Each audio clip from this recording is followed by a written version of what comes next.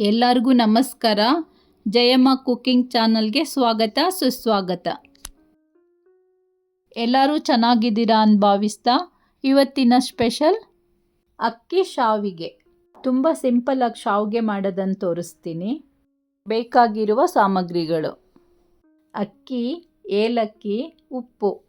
ಮಾಡುವ ವಿಧಾನ: ಅಕ್ಕಿನ 1 ಅಥವಾ 2 ಸಾರಿ ಚೆನ್ನಾಗಿ ತೊಳ್ಕೊಂಡು ಅಕ್ಕಿನ ನೆನೆಸಿಡೋಣ. ಒಂದು ರಾತ್ರಿ ಪೂರ್ತಿ ಅಕ್ಕಿ ನೆನಿಬೇಕು.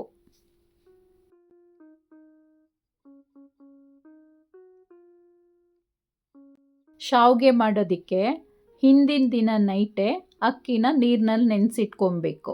ಅಕ್ಕಿನ ನೆನೆಸುವಾಗ 2 ಏಲಕ್ಕಿನೂ ಹಾಕೋಣ.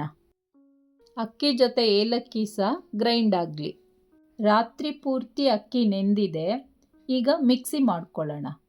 ಗ್ರೈಂಡ್ ಮಾಡೋದು ಹೇಗಿರಬೇಕು ಅಂದರೆ ದೋಸೆ ಹಿಟ್ಟಿಗಿಂತ ತೆಳ್ಳಗಿರಬೇಕು. ಶಾವಿಗೆ ಮಲ್ನಾಡ್ ಡಿಶ್ಶು. ಸಾಮಾನ್ಯವಾಗಿ ಹಬ್ಬ ಹರಿದಿನಗಳಲ್ಲಿ ಮಾಡ್ತಾರೆ.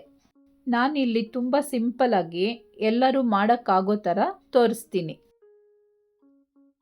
ತುಂಬ ನುಣ್ಣಗಾಗುವಂತೆ ಅಕ್ಕಿನ ರುಬ್ಕೊಳ್ಳಿ. ನೋಡಿ, ಚೆನ್ನಾಗಿ ನುಣ್ಣಗಾಗಿದೆ. ರುಬ್ಕೊಂಡಿರೋ ಹಿಟ್ಟು ದೋಸೆ ಹಿಟ್ಟಿಗಿಂತ ತೆಳ್ಳಗಿರಬೇಕು.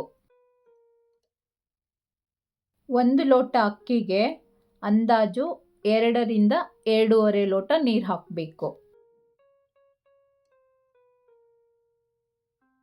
ನಾವು ಕೈಯಲ್ಲಿ ತಿರುಗಿಸ್ಕೊಂಡಾಗ ಯಾವುದೇ ಥರದ ಪುಡಿ ಗಂಟು ಏನೂ ಸಿಗಬಾರ್ದು. ಹೀಗೆಲ್ಲ ರೆಡಿ ಮಾಡಿಕೊಂಡು 1 ಸ್ಪೂನ್ ಉಪ್ಪು ಹಾಕಿ ತಿರುಗಿಸ್ಕೊಡೋಣ. ಈಗ ರೆಡಿಯಾಗಿರೋ ಹಿಟ್ಟನ್ನು ಒಲೆ ಮೇಲೆ ಇಟ್ಕೊಂಡು ತಿರುಗಿಸ್ತಾ ಇರಬೇಕು. ಹಿಟ್ಟು ಬೇಯ್ತಾ ಒಂದು ಹದವಾಗಿ ಗಟ್ಟಿಯಾಗುತ್ತಾ ಮುದ್ದೆ ಥರ ಬರುತ್ತೆ.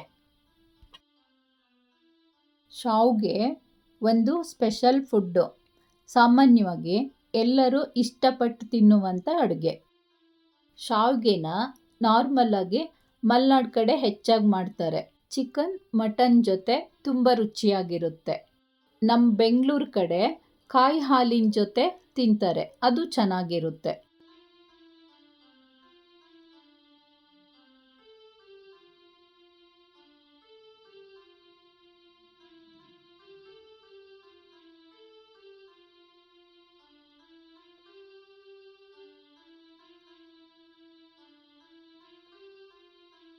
ಇಲ್ಲಿ ಬೆಂದಿದೆಯಾ ಇಲ್ವಾ ಅನ್ನೋ ಕನ್ಫ್ಯೂಷನ್ ಬೇಡ.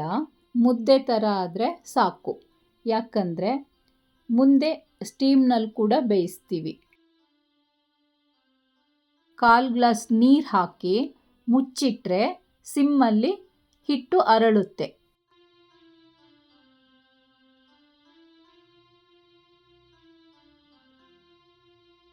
ಈ ಮೆಥಡಲ್ಲಿ ಶಾವಿಗೆ ಮಾಡೋರು ಸೋನಾ ಮಸೂರಿ ಅಕ್ಕಿನೇ ಬಳಸಬೇಕು. ಹಿಟ್ಟು ರೆಡಿಯಾಗಿದೆ, ಶಾವಿಗೆ ಮಾಡೋಣ.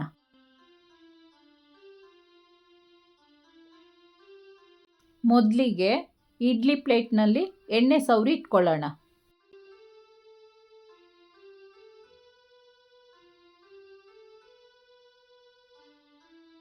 ಈಗ ಉದ್ದ ಮುದ್ದೆ ಕಟ್ಕೊಂಡು ನಂತರ ಶಾವಿಗೆ ಮಿಷನ್ಗೆ ಹಾಕಿ ಶಾವಿಗೆ ಒತ್ಕೊಳ್ಳೋಣ.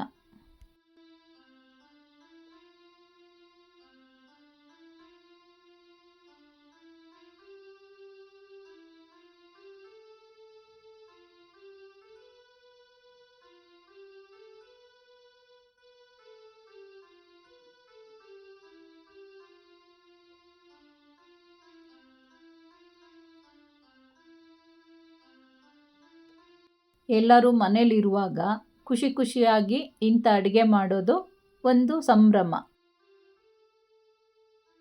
ಮನೆ ಮಂದಿಯೆಲ್ಲ ಖುಷಿಯಾಗಿ ಕಾಲ ಕಳೀತಿದ್ರು. ಅದಕ್ಕೆ ಇರಬಹುದು ಹಿಂದಿನ ಕಾಲದವರು ತುಂಬ ವರ್ಷನೂ ಬದುಕ್ತಿದ್ರು ಮತ್ತು ಕಾಯಿಲೆ ಕಸಾಲೆ ಅಂತ ನರಳ್ತಾ ಇರಲಿಲ್ಲ. ಶಾವಿಗೆ ಒತ್ತಾದಮೇಲೆ ಕಪ್ಪಲ್ಲಿ ಇಡ್ಲಿ ಶೇಪ್ ಥರ ಮಾಡಿದ್ರೆ ಶಾವಿಗೆ ನೋಡೋಕ್ಕೂ ಚೆನ್ನಾಗಿರುತ್ತೆ.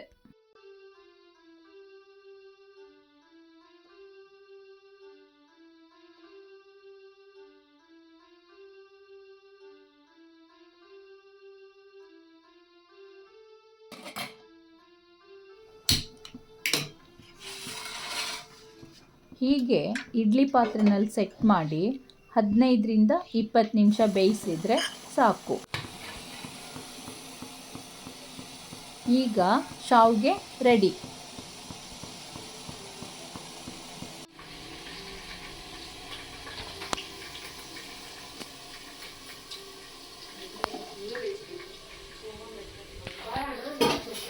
ಈಗ ಬೆಂದಿದೆ, ಕೆಳಗಿಳಿಸಿ 2 ನಿಮಿಷ ಬಿಟ್ಟು ಬೇರೆ ಪಾತ್ರೆಗೆ ಶಾವಿಗೆನ ತೆಗೆಯೋಣ.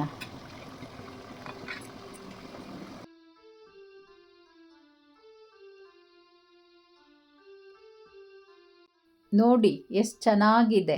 ನೋಡೋಕ್ಕೆ ಎಷ್ಟು ಚಂದನೋ ತಿನ್ನೋಕ್ಕೂ ಅಷ್ಟೇ ಚಂದ. ಎಳೆ ಎಳೆಯಾಗಿ ನೂಡಲ್ಸ್ ಥರ ಬರುತ್ತೆ. ನಮ್ಮ ಮನೇಲಿ ಇವತ್ತು ಶಾವಿಗೆ ಕಾಂಬಿನೇಷನ್ನು ಚಿಕನ್ ಸಾರು. ನೀವು ಹೀಗೆ ಚಿಕನ್ ಸಾರು ಅಥವಾ ಮಟನ್ ಸಾರು ಜೊತೆಗೆ ಶಾವಿಗೆ ಮಾಡ್ಕೊಂಡು ತಿನ್ನಿ. ಪ್ಲೀಸ್ ಸಬ್ಸ್ಕ್ರೈಬ್ ಮಾಡಿ, ಲೈಕ್, ಶೇರ್ ಆ್ಯಂಡ್ ಕಮೆಂಟ್ ಮಾಡಿ.